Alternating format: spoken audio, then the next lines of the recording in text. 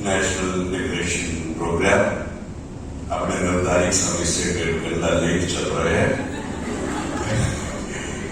असुविधा के लिए खेद है, लेकिन आपसे अनुरोध है थोड़े समय के लिए और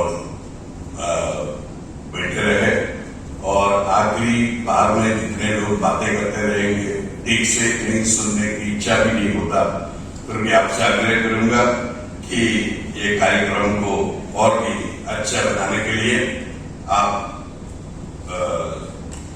पूरी सुविधा देते हुए इसमें भाग मंजा सिंह, सभी धर्मों के अधिष्ठाता धर्मगुरुओं, विभिन्न शिक्षण संस्थाओं से पधारे पूजनीय प्रिंसिपल्स, शिक्षक शिक्षिकाओं, देवियों सज्जनों और यहाँ उपस्थित विश्व के भविष्य सभी विद्यार्थियों, आप सभी को सादर नमन। नेशनल इंटीग्रेशन, राष्ट्रीय एकता और अखंडता, ये बहुत जरूरी है 4 कारणों से। पहला, ये देश की स्थिरता बनाए रखने में मदद करती है। दूसरा, विकास में मदद करती है। तीसरा, सांप्रदायिक सद्भाव को बढ़ावा देती है। और चौथा, लोगों को एकजुट करने का लक्ष्य लेकर आगे बढ़ते हैं। राष्ट्रीय एकता दिवस या नेशनल लिबरेशन डे प्रतिवर्ष अक्टूबर 31 को भारत में मनाया जाता है 2014 से। उसके पहले 19 नवंबर को इसको मनाया जाता था। प्रधानमंत्री इंदिरा गांधी के जयंती के अवसर पर अभी 31 अक्टूबर सरदार वल्लभ भाई पटेल जयंती के अवसर पर भी इसको मनाया जाता है।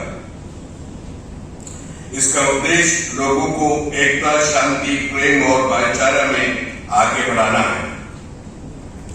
राष्ट्रीय एकता जाति, वर्ग, लिंग, पंथ और धर्म की परवाह किए बिना लोगों के बीच एक बंधन का संबंध बनाना है। भारत का राष्ट्रीय स्वतंत्रता आंदोलन राष्ट्रीय एकता का सबसे बड़ा उदाहरण है। राष्ट्रीय एकीकरण के लिए शिक्षा महत्वपूर्ण है और हमारे देश में अभी भी करीब लगभग 20% लोग अशिक्षित हैं और उनकी जब तक उनको शिक्षा में आगे नहीं बढ़ाएंगे हम इस कार्य को आगे नहीं बढ़ा सकते। भारत अनेकता में एकता का एक जीता जागता उदाहरण है। राष्ट्र की एकता और अखंडता को सुनिश्चित करने के लिए अहम भूमिका निभाती है भारत का संविधान। स्वामी वीर सिंह गिरधारी ने हमारे संविधान के बारे में जिक्र किया था और मैं भी उसके ऊपर थोड़ा प्रकाश डालना चाहूंगा। कैसे ये सद्भावना के लिए, नेशनल इंटीग्रिटी के लिए, राष्ट्रीय एकता और अखंडता के लिए हमें मदद करेंगे। यदि मैं आपसे ये पूछूं कि आप यदि अच्छा हिंदू है तो कौन सा किताब सबसे पहले खरीदेंगे? कौन सा किताब खरीदेंगे? कोई भी बता सकते हैं। यदि अच्छा हिंदू है बढ़िया तो कौन सी किताब खरीदेंगे? रामायण, महाभारत, भगवद गीता। अच्छा ईसाई है तो बाइबल। यदि अच्छा मुसलमान है कुरान। ठीक उसी प्रकार हर धर्म के लोग अपना धर्म का धर्म ग्रंथ खरीदते हैं क्योंकि उसमें जीने का सब कुछ बताते हैं। यदि अच्छा भारतीय है हमें कौन सी किताब खरीदना चाहिए? कि यहाँ उपस्थित सभी लोगों को जिंदगी में पहली बार भारत का संविधान दिखाने का सौभाग्य मुझे मिला। अच्छा लगा तो जोर से ताली बजाइए। अब मुझे पक्का विश्वास है आज के कारण आप में से कोई भी नहीं बोलेगा आज से हमने इस किताब नहीं देखा। मैं आपको बताना चाहूंगा यदि आपके एक हाथ में आपका धर्म के धर्म ग्रंथ है तो दूसरे हाथ में क्या होना चाहिए? हमारे देश का धर्म ग्रंथ। जब तक ये नहीं होगा, ना नेशनल इंटीग्रेशन होगा, देश की अखंडता एकता नहीं होगा, ना सद्भावना हो सकता है। और इसको अच्छी तरह समझना है तो सबसे अच्छी तरीका ये है, ये संविधान का सबसे पहला चैप्टर जो प्रस्तावना, प्रियम्बल ऑफ इंडियन कॉन्स्टिट्यूशन, इसको अच्छी तरह आप समझे तो आप इसको बढ़िया से हमारा इस कार्यक्रम को हम सक्सेसफुली आगे बढ़ा सकते हैं। इसमें लिखा हुआ है किस तरह का भारत हमारे सामने। यदि कोई हमसे पूछे, आप मुझे बताइए एक सेंटेंस में या 5 वाक्य वर्ड्स में भारत कैसा है, तो प्रस्तावना में बहुत बढ़िया से दिया हुआ है। वो बताते हैं कि ये संपूर्ण प्रभुत्व संपन्न, नंबर 1, नंबर 2 समाजवादी, नंबर 3 पंथ निरपेक्ष, नंबर 4 लोकतंत्रात्मक और नंबर 5 गणतंत्र। ये 5 गुण हमारे देश का है। और ये 5 क्या क्या है ये भी आपको समझना चाहिए। यदि आप बोले संपूर्ण प्रभुत्व, माने हम हमारे देश का मालिक है।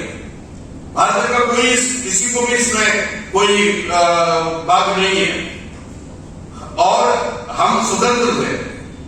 कोई भी विदेश के लोग हमारे ऊपर हावी नहीं हो सकते। इसको बोलते हैं संपूर्ण प्रभुत्व संपन्न। और समाजवादी, सबको बराबर का अधिकार।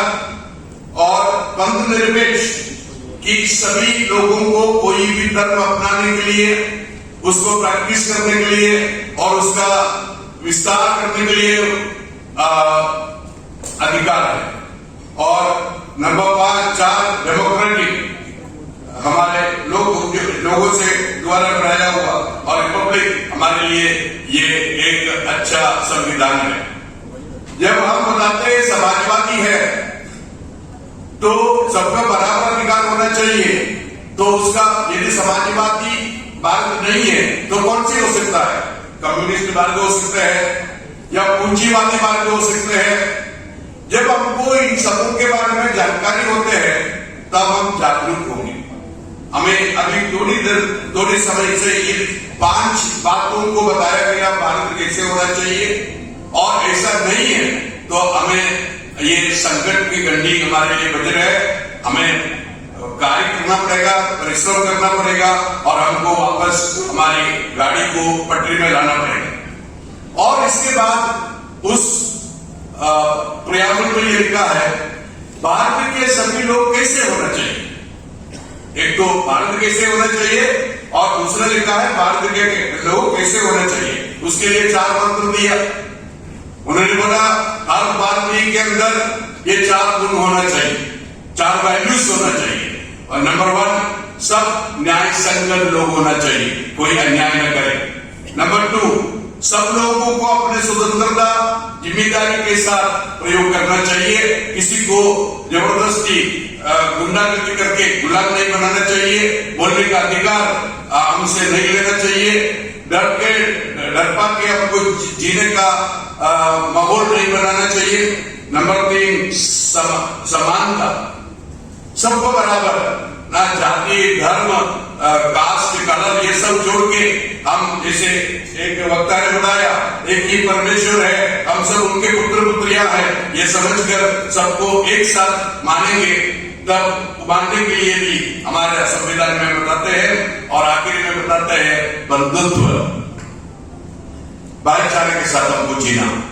प्रिय बंधुओं, यदि राष्ट्रीय एकता और अखंडता हमें चाहिए, राष्ट्र में सद्भावना की जरूरत है, तो हमें हमारे संविधान को समझना पड़ेगा। संविधान के अनुसार हर एक भारत के सदस्य को अपना कार्य करना पड़ेगा। बाइबल में 2 बात है, एक पुराना नियम, एक नया नियम।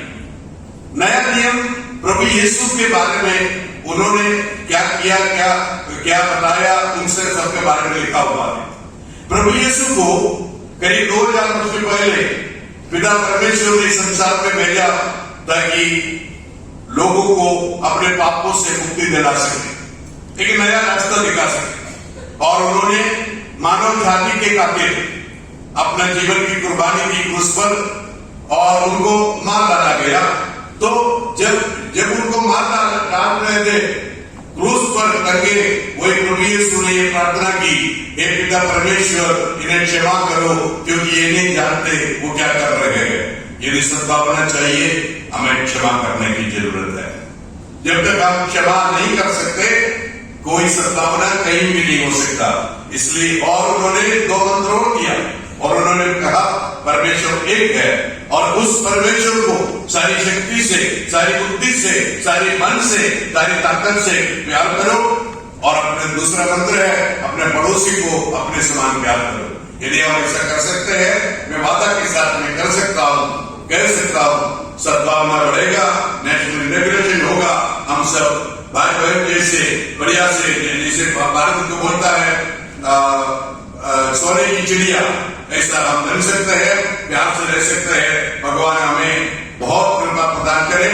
और आज के ये आयोजन बहुत बढ़िया से किया, उसके लिए फादर गंडो और उनकी टीम को मैं दिल से आभार व्यक्त करता हूँ। धन्यवाद।